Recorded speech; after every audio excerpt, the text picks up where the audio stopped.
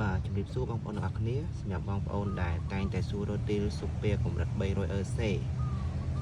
ឥឡូវយើងមានស្តុកវិញបងប្អូន